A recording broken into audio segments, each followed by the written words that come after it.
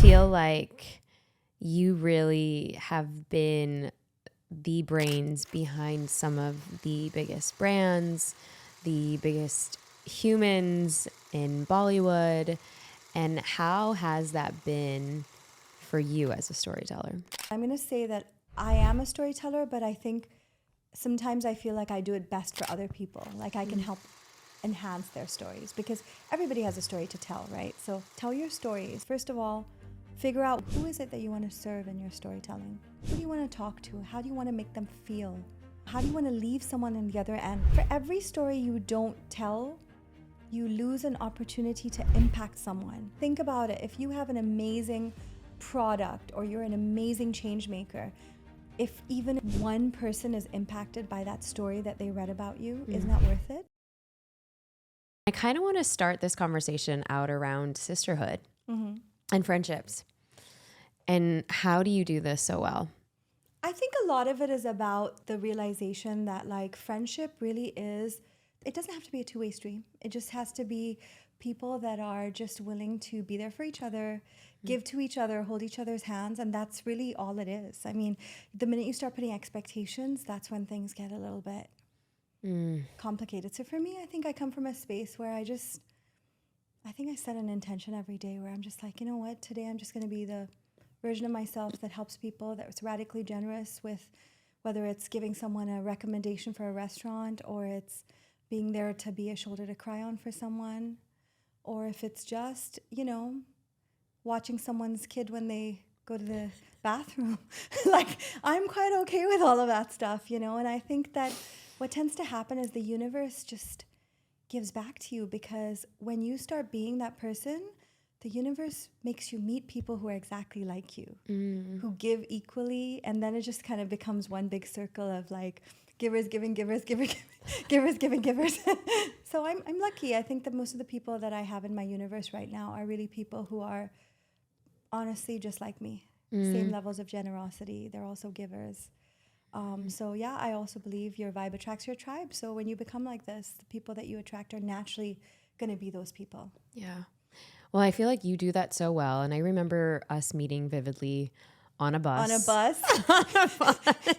in Jamaica, wasn't it? Like Jamaica? Montego Bay, like in our outfits. We were going to some sort of lavish, like fun Burning Man-esque party. Thank you, A-Fest. Yeah, because you were wearing silver and I was wearing gold. That's all I remember. Yes. And then we were sitting next to each other in the back of the bus. And then you were telling me all of the PR that you do for all of these incredible Bollywood stars in the MENA region. And I was just so happy that someone cared about Bollywood. I was like, yes, I do. Yes, hi. And then our friendship took us to, I don't know, many more countries. What is it? Have we been to like maybe 8 countries? I think 9? Is 8 it or 9 9 or even together? 10. Maybe 10. I think it's 10. Turkey was 10. I think Turkey was No, 10. Dubai is 10. Dubai is 10 because we've done Croatia, we've done Bali, we've done KL, we've done several. We've done a lot of places. We've done a lot of places around the world. So how would you describe like modern day friendships? Do you have a difference between friendships I think the beauty is that so in my 20s, I was a bit of a people pleaser. So for me, the definition of friendship was like, everyone that you knew, you had to just know them forever. I think what happened is over time when I passed into my 30s and then I got into my 40s and I realized that friendship it's one of those things that when you think about it, you have to realize that there should be A, no expectations, but B, you also have to have boundaries. You know, modern day friendships have boundaries. And a lot of people, when they're conditioned to believe that you have to be friends with everyone you went to high school with and everyone you grew up with and everyone in your neighborhood because, you know, you held hands with them when you were 3 years old. But it's not like that. Your values really define your friendships, you know? Yeah. Can you talk about that a little bit more? Because I feel like, you know, growing up brown, they see like this is the expectation. And your parents would be like, oh, we have to go to Diwali at this person's house and then you're going to stay over at this person's house. And it made no difference if you liked them or not, but you had to spend Diwali, Eid, Christmas, everything with them. So yeah, I think it's very different. I mean, my friends today are very different to the people that I maybe grew up in. I think I still have high school friends who I'm very close to, but I also realize that like sometimes your friendships, they kind of distance themselves. Sometimes people kind of like fall off your friend radar, and it's not because there's been an issue or there's been something that's happened. Sometimes it's just your frequencies are different. You're walking different paths, you have different value sets, different priorities, and they really shape you to do, to kind of like do things the way you would do things. But at the same time, it's almost like you don't have to necessarily do things together. Does that make sense? Yeah. Like I think it's okay to just be, and I mean, there's no obligation also with friends. Like if I don't call someone for months, I'd like to know that a friend understands that maybe it's okay that like you can have like big gaps in your relationship, but that doesn't mean your friendship has changed. Yeah. For me, the ideal friendship is someone like I'm lucky that I have friends like you who live in different parts of the world, but I know that if I don't see you for 6 months, like we can pick up where we left off and we have the same relationship, the same memories, the same fun experiences. But I think it's also because we have shared values. So We have shared values. Yeah. And also I feel like I'm one that like really, and I think you're the same, obviously. Yeah. We like go deep when we're traveling with friends. Yes. Friends, that's a good point that you made. I think it's really important for you to be able to be vulnerable with your friends, because friendships that wear masks, they're not really friendships, because you're not really able to ever be your true version of yourself in front of that person. Yeah. And for me, those aren't friendships. I think friends need to be people you can be vulnerable with. And the people you can't, I think that it's okay. Like, high maintenance friendships where people have like high expectations, but only see you with the mask on. To me, those aren't really friendships. They expect that your world is perfect because that's what they see on social media, and that's what they have alluded to because you're smiling and beaming whenever you see them. But that's, very few people are like, how are you today? Like, how are you? You know what I mean? Right. And to really be able to go deep into, hey, what have you been working on? What's up with you? Like, what's flowing for you? What's not flowing for you? Yeah. Or what have you been struggling through or going through? And there have been kind of like buckets of friendships, I feel like, for me, the ones that maybe you have a shared commonality. And then, between you and I feel like us traveling together is a whole different layer, because you have to have not only a shared commonality, but you have to have also shared kind of visions on how you like to travel, because Correct, there's yeah. people that, that don't really travel well, or they don't travel the same way. And then also, and you have to like each other enough to be in a house together for 5 days with like 12 people, or 17 or 17. and also not just that, but also then there's the other added layer when you're doing, spiritual experiences, psychedelic experiences, other experiences where you are actually unveiling. I mean, ceremony really brings people together. And I think that when I say the word ceremony, I mean like it could be sitting together with intention and meditating. It could be sitting together with, plant medicines. It could be sitting together and praying. Like really, ceremony really brings people together. But again, that has to be a part of your value set, because like, there's also people that think, spending 4 hours in a mall together connects them. So it really depends on what is that value set for you. And for me, and I think for you as well, it's being vulnerable, being able to sit in a circle, cry together, laugh together, share experiences, work through things. I want to segue into kind of how we met. We were kind of both talking about, like our identities. And I think, for me, I was in this, I think I just had gotten newly unionized.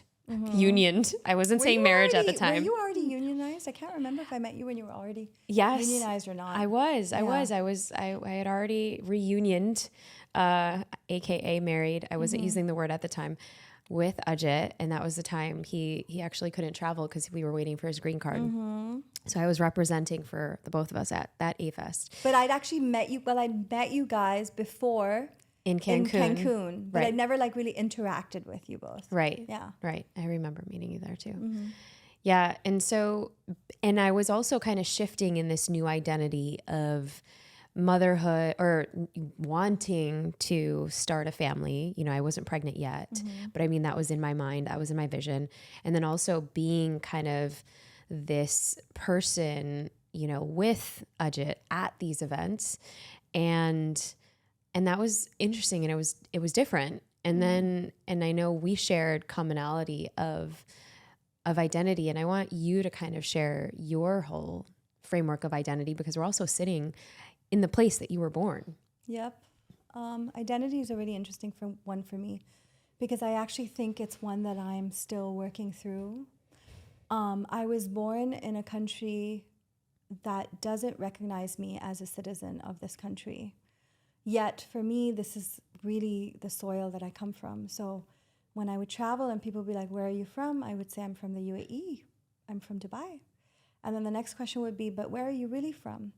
And it would be such a strange thing, because then I'd have to kind of revert back to an identity that actually didn't belong to me. It belonged to my parents. And I was talking to my mom about this the other day. My parents have lived here longer than they've lived anywhere else in the world. So my mom came here when she was 25. She's now 73. Wow. So she's lived here longer than she's lived anywhere else. She's recognized in this country more than she's recognized perhaps in her own country. She's also a product. She's an army kid, so she moved around a lot and lived in like different cities, different places. I didn't know she was an army kid. Yeah, she's an army kid. So she grew up. She's lived in the U.S. She's lived across Pakistan. She's lived in Bangladesh. So for her, it's almost like her real secure, solid grounding happened in the UAE. And it's the same for me. I mean, this really is my home, you know. I mean, it's a place that I went to college, worked outside, but then found myself back here.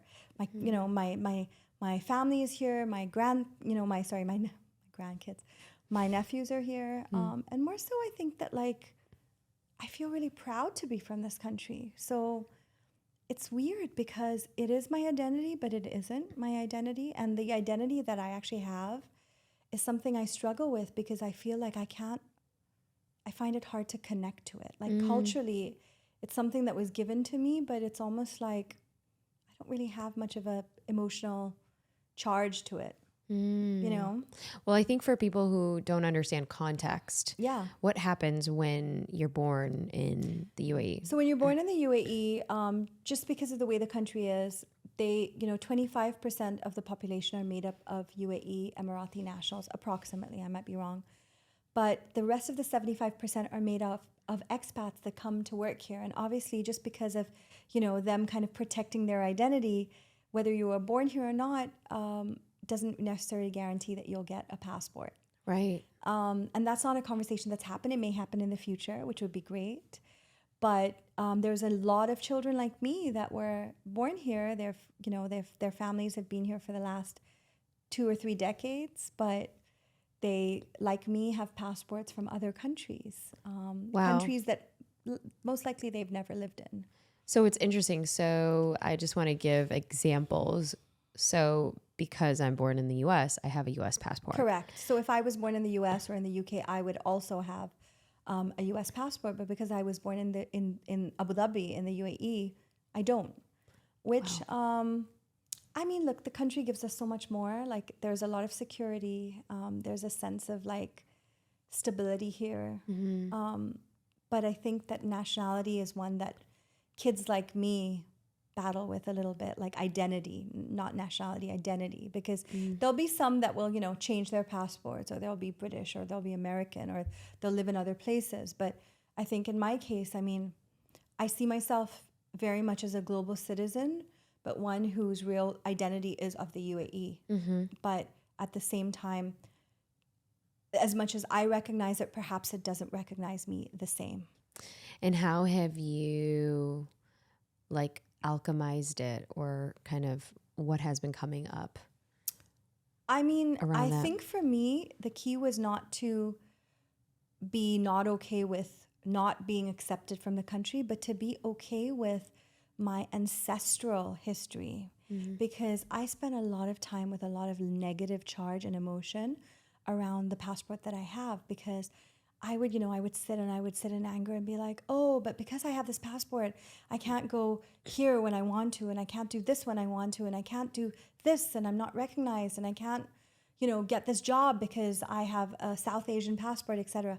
But then one day I just, I did family constellation actually. And some of the things that came up for me were actually this trauma that 3 or 4 generations of women in my family have had around not feeling like they belong. And it's funny because it's almost like history repeating itself. And I actually have an opportunity to break that for the rest of the generations after me, because my grandmother was the same. She always felt like she didn't belong. My mom was the same. Again, moved around, felt like, okay, where is my identity rooted? They're also women that have seen war. Yeah. And they've seen the breakup of countries. Like, luckily, we've touched wood, we've never had to experience that. But where was your grandmother born? My grandmother was born in, that's a good question. I think she was born in Bangladesh, but she lived in Chennai for a long time. Her father was the Postmaster General of Chennai. Wow. And then he passed away when she was very young. So she was suddenly moved out of this like luxurious life into going back to a country again that she'd never lived in. My mom, same story, because she'd lived everywhere else in the world. And then the war happens, moves back to a place, again, not, potentially kicking and screaming. She didn't have a choice. Right. And then comes here, new country, new ways of being, new culture. So I think that I just had to be okay with that. I had to really accept and embrace the identity that I was given, because there's a brilliance in that. There was a brilliance in the identity I was given. But also, to be honest with you, like, when I think about it, I've traveled the world on this very passport. The limitations were really coming from me. They weren't coming from the identity I was given. It was just a bit of a scapegoat. Like, I was using it to kind of fire this charge of not feeling like I belonged, or like being angry about the identity I was given. But there is some truth to it though, because I feel like for people who don't necessarily know, or if they're from the West, you wouldn't, like, I never knew the amount of work Ajit had to do, even though he has a green card right now. And we're married, but the amount of work he has to do whenever we travel, and travel is a part of our life. It's a part of our business. I never realized the amount of work that he has to do every single time we leave the country, every single time, because he has an India passport and you have a Bangladeshi passport. You've never lived in the country. And, for our entitled West, who we just don't know. Who can be like, come and meet me in Costa Rica. Let's go next week. Okay. And you're like, I can't. I need to apply for a visa. Like, what does that mean? Wait, what does that mean that you have to apply for a visa? Well, let me just go through the education system for you. Actually, you take us through the education system of what does that mean to get a visa? Oh my God. The word visa gives me trauma. But anyway, I just... it's a lot of paperwork. It's a lot of paperwork. A lot of paperwork. But, having said that, I'm probably better off doing that paperwork from this tiny country of the UAE versus sitting in Bangladesh, India, or Pakistan, having to do the same. And then I keep thinking about all those people. I've also met people that are stateless. They have no papers. Like, imagine not having any identity, right? Imagine what kind of paperwork you have to do when you do that. But okay, I'm going to circle back to walking you through the process. So if I want to go to Europe, I need to apply for a Schengen visa. If I want to travel and the Schengen visa system is crazy because it's been so backed up that you have to apply 6 months in advance if you want to travel to a European country. In the event that I want to go to Europe, I need to make sure that I have a confirmed ticket, flight booking. Sometimes these things are non-refundable. I have all of my documents, my bank statements. Like, they want to see my bank statements for 6 months to make sure that I have the ability to travel. And they don't really care if you've been there before or not, because it's almost like every time you apply, you have to put in a fresh set of papers. We're luckier because I think the US, they give you like 5 and 10-year visas. So you don't have to worry for like 5 or 10 years. But generally, like, I have a joke. I'm always like, I need a visa to go to the bathroom. You need a visa to go everywhere. But yeah, that's the kind of paperwork we're talking about. It's intense. And so to kind of like segue that, because I think it gives context to, to be able to empathize with a lot of times, having these conversations, because we even invited you to our amazing retreat that was happening in Sicily, and you couldn't make it. So now kind of going into what you just, I want to double click on the family constellations. Yeah. Now, for anybody who hasn't heard of family constellations, we had an expert on the show, Maureen Selenet, who wrote the book. It's like leaving my mind right now, but I'm going to link her episode in the show notes because she does a beautiful job of kind of explaining it and takes you through what we're actually repairing and healing when you're doing a family constellations. And there's a book that she quotes as well, Mark Wolin, It Didn't Start With You. But anyways, can you explain what family constellations and the whole process is for people who... I think family constellation is for lack of a better word, it's where you literally watch a play of your life, and it's not even your life. Sometimes it could be your ancestral life, so it could be your ancestors' lives play out in front of you, and that comes together because of a field of consciousness that's held. So it's almost like you're sitting in a circle with everybody who's holding space for everybody else in that room, and people are playing out role plays, and what happens is you become the neutral observer. You get to see things that have happened, and there's always a case put together. So the one I've did, it's called soul meta play. And the idea is it really is a soul meta play. It's a play that's performed in front of your eyes where, maybe your case is, why do I feel like I never feel fulfilled? Example. If that's a case that's put through, the facilitator will just energetically and with intention pull out people.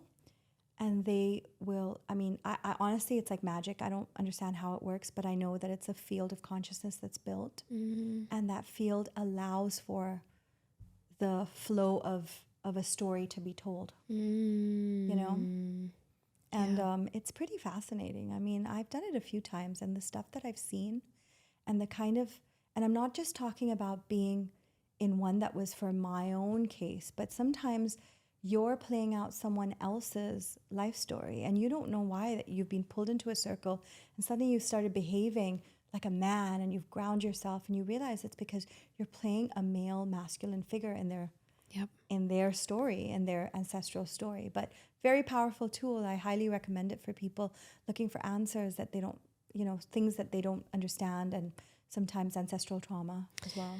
Yeah, and I feel like with family constellations, I've had a few sessions, and it's just, it really puts everything together. Yeah. And it really gives context, and it allows you to start saying, oh, okay, well, instead of why me, why not me? Exactly. And now I can start to shift this.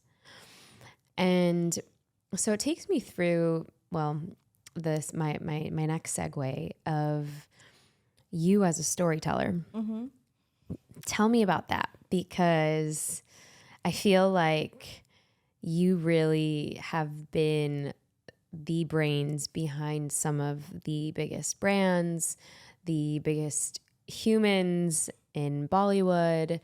And how has that been for you as a storyteller? First of all, I think that I just opened myself up to flow, and all of these things kind of came to me.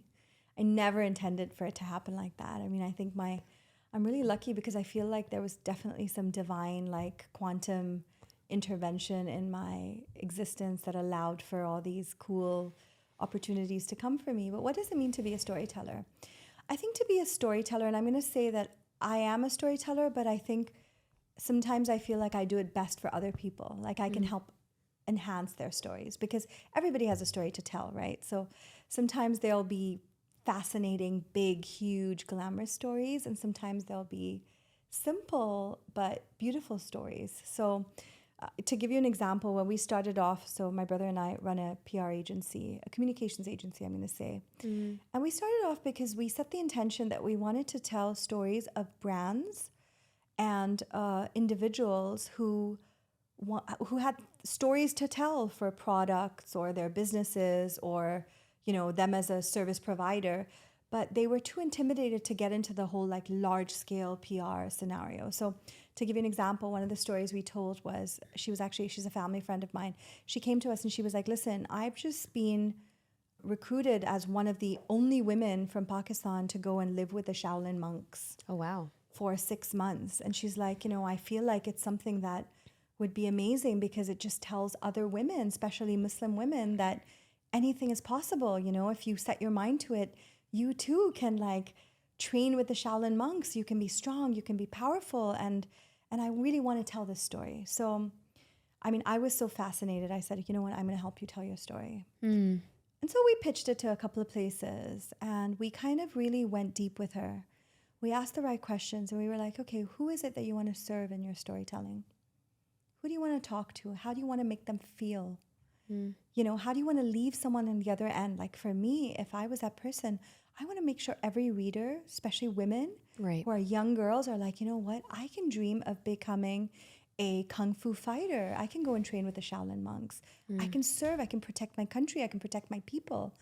And that is kind of what happened. We had a lot of press for her. Wow. And it was exciting for us, because that really kind of told us that we can tell any stories. I mean, the Bollywood ones are the easier stories to tell, right? Because, course. you know, you have a film coming. Sometimes you do things like you go deep with a celebrity. Like, you know, you'll pick someone. Like I remember we did the A.R. Rahman concert. And with him, it was, I want to say it was like an anniversary or something. But we were like, we put together op-ed pieces, which were things like 20 things you never knew about this music maestro. You know, things that people would never have even Googled or thought, you know. What are the other stories that we've told? We do it a lot for leadership forums. So there was a platform that I was communications chair for. It was called E7, Banat Al Emirat, where we took 35 girls, from 7 from each emirate in the UAE. Oh, wow. Between the ages of 18 and 25. And we put them in a leadership. We empowered them to get into a leadership program, which was around social responsibility. So each group or team had to come up with a social impact project. And I mean, imagine those kind of stories. And some of these girls, like I remember meeting this girl she was like sitting in the middle of like our cohort retreat. And she was like constantly like on her computer, and she was reading. And I was like, what are you doing? She's like, oh, I have an exam tomorrow. And I was like, really, for what? She was like, oh, I'm going to be, I'm training to work for the Prime Minister's office. I was like, really? And she was like, yeah, but I just had a baby. So I, kind of put me back a few days, but I'm still like, and she was in the program, and she was doing the training, and she was going to get a job. And she had like, her newborn was like, I don't know, like all of 3 weeks or something. Oh my goodness. So I was like, look at these remarkable women. Like, these are stories that you want to tell, you know? Yeah. What do you see maybe that is kind of a problem in today's storytelling, what you see on social media? And how can people listening, people who are wanting to do something brave, who want to be able to tell their stories, how can they tell their stories even better? So first of all, I think that there's no, the problem with storytelling is people forget that it's 3-dimensional and that there has to be many facets of your story that get told. Because what happens is sometimes I feel like social media will really tell your story the way you want to tell it, or someone else who is narrating your story wants to tell it. But is that the most wholesome version of storytelling? Right. I mean, it's debatable, but I think that like the other side of social media is also that I think now more so people, because there's access to video and there's access to like, being able to like create content. Yeah. People, even celebrities, like, I mean, before you'd see like pictures in a magazine of celebrities, right? And like everyone looked like so unattainable and aspirational and inspirational, blah, blah, blah. But then you see, your favorite celebrity making a goofy TikTok video, and you're like, you know what? She's cool, and she's like real, and she's like the girl next door. And someone without makeup telling you about how they have the same skin issues you have, and they also don't sleep well at night. And then suddenly what happens is social media allows you to see them, thanks to their own storytelling, as real people. So I think that social media enhances storytelling. I mean, if it's done in a way that's not like one-sided, Right. it has the ability to show you different facets of people, which is very important, But there are also a lot of people that never let you see those facets, right? Like, think about the world of influencers that show you that life is hunky-dory, and you All can cars always and planes. yeah, exactly. You can get whatever you want, and you can travel to the south of France when you want. And so that there's a lot of disconnect there sometimes with people, or there's this weird aspirational energies that's created where like I can never be you. So for me, I'm a big advocate for authentic storytelling. Storytelling from people that are in the limelight, you know, because I think human beings want to see the most real versions of the people that they see on the screen, because that helps them feel like there's a connect, and also it makes them feel like I can be that person tomorrow if I want to, as opposed to I'll never be that person. Right. The aspirational brands. Yes. And, you know, when I think of aspirational, I feel like, you know, like a Beyonce, like that's like untouchable. Like, is she even managing her, you know, her social? Probably not. No. But then you look at, you look at like celebrities that will let you into, you know, their lives. Like, I mean, I'll give you an example from Bollywood, right? Like Deepika Padukone was very transparent and honest about her bout with depression. Like she came out and said, I've had a mental health issue. And for a long time, I didn't talk about it, but now I'm very open and the reason I'm talking about it is because I want to make sure that other people are aware that it is a serious issue and it needs to be dealt with, et cetera. You know, so I feel like there's a lot of commend, and I think that she would have never had the avenue or the strength to do that if platforms like all of our social media platforms didn't make it so that it was easy to have a connection with people on the other end that care, you know? To normalize it, that correct. we're all just human at the end of the day. Exactly. And I think also, you know, to your point, I feel like it depends on the kind of brand or the kind of stories we want to tell. If we want to create a brand that is aspirational, untouchable, then maybe you create something like a Beyonce. Yeah. Or if you want to really connect human to human, then you create something like a Deepika Padukone. And for folks who are curious about, you know, perhaps maybe starting to tell their stories in a way that maybe they can pitch their ideas to big PR people or, you know, somebody like yourself, what is it that you look for in a brand? I'm one of those people that always believes, first of all, that you don't always need a PR agency. I believe content is king. And if you have a story to tell, you just need to find an avenue to tell it. So what I tell people, I teach this sometimes. I teach like building a buzz about your brand. Like maybe you're a startup and you're a founder who's just come up with a really cool sustainable brand that's like changing the world, but you don't, you're a non-for-profit. You don't have money to dish out to a PR agency. Then what do you do? I don't think that stops your ability to make a difference in this space of like telling your story. I think it's just a question of being strategic and reaching out to the right people. So I would say that first of all, everybody has a story to tell. You know, some people are like, but what do I, like I've had people come to me and be like, what do I talk about? Like, what would people find interesting? I just live a average, normal life. And you're like, no, but for every story you don't tell, you lose an opportunity to impact someone. Think about it. If you have an amazing product or you're an amazing change maker, even if one person is impacted by that story that they read about you, isn't that worth it?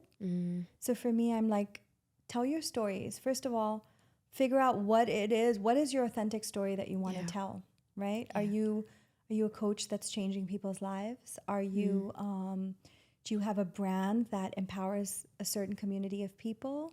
Are you someone that's just like launched a labor of love project and it took them like 25 years? Are you over the age of 70 and you've just taught yourself a skill set? Like all of those for me are inspirational stories. And if you can, definitely seek the advice of someone that you know that either works in the media or works as a PR agency. And if you can afford it, by all means, consider it a great investment. And if you can afford it, I think that it's really easy to access the names and numbers of editors of magazines. Not to mention LinkedIn is a great tool because now there's so many free platforms like Medium, Conversation, like all of these that actually allow you to just be able to like write, put your opinion down and your thought and submit articles. So if there's nowhere that it can be on your own LinkedIn profile, which can go public every time a few people see it, and at the same time on these wonderful platforms. And then you never know where an opportunity is going to strike, you know? That is very true. That is very true. I feel like a lot of the speaking engagements that I get are from LinkedIn without any. Because people care about your opinion. And I think Right. that like people don't realize the more content they put out there, LinkedIn is a great platform because it's a B2B platform. You know, if I am the editor of X magazine and I'm doing a panel of cool women who are talking about like, you know, empowering, you know, the future generation, and I suddenly read your article about like empowering Gen Z, I'm going to be like, you know what? I found myself a great person for my panel, and I'm just going to reach out to you on LinkedIn. So Yeah, and it's underrated too. I feel like not very many people use LinkedIn for that, for sure.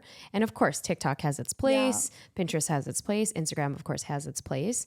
And yeah, I think it's also finding your flow of what works best, right? and I think that the key is to just start. Yeah. And sometimes that start could be journal. Like you have an idea in your head and you're like, you know what? I really want to talk to people about educating them about X, Y, and Z.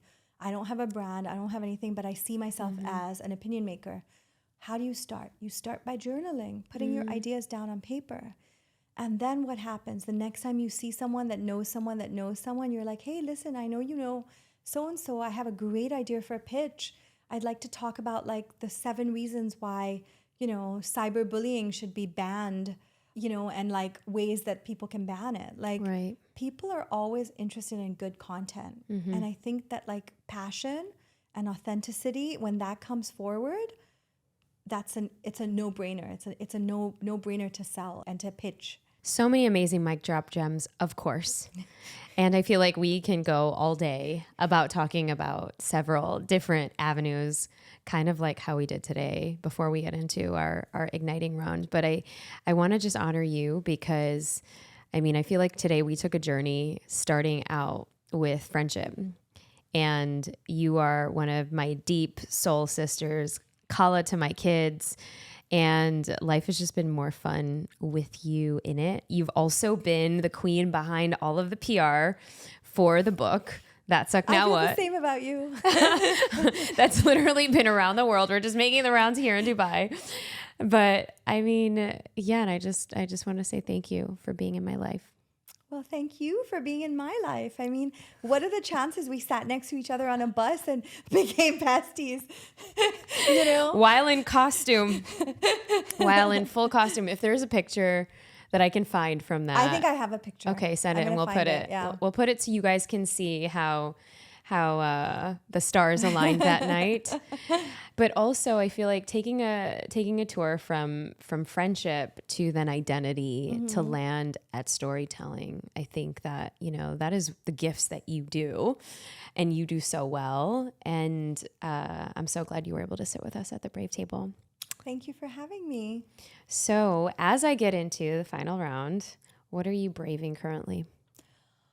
I'm braving a lot. I think I'm learning to just be okay with flowing. I need to be okay with accepting and embracing, because what tends to happen with me is I tend to go through these little, I'm not going to call them bumps, but I'm going to call them phases, where I feel like, and I feel like they're growth spurts. So they're definitely growth spurts. It's just that it's almost like I'm being tested to be like, hey, just put your head back, float in the water, you'll be fine. Stop trying to stick your head, you're going to drown. If every time you come up and you try to panic, you're going to drown. Yeah. But I need to be okay with those little tiny phases and / growth spurts that happen for me.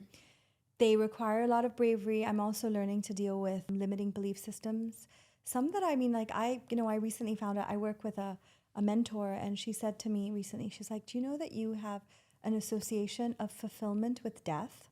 And I was like, what does that even mean? She's like, if I asked you the question of what happens when you check everything off your bucket list, what are you going to say?